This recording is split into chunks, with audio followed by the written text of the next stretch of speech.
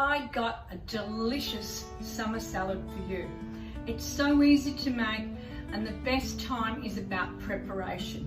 Once you've got all your ingredients, you can all put them all together and it makes a delicious summer salad.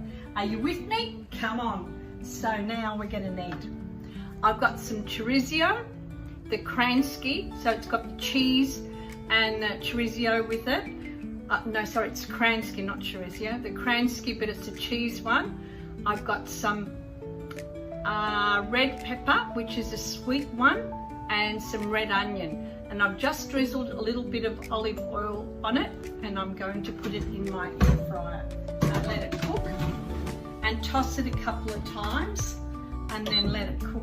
That's the base of the meat. So if you don't have the kransky, cheese kransky, you can actually have some salami with it, any type of salami or bacon or pancetta. It doesn't really matter, but not prosciutto. If you're going to do prosciutto, you need to air fry it, cook it, and let it go really crunchy and dry it out, and then just break it on top of it. That's even nice. That was my last one. So my friend has invited me to his house with his partner and Marco, and he said to me, could you please make the salad you made the last time that you came around at our place? And he's really fussy like Marco.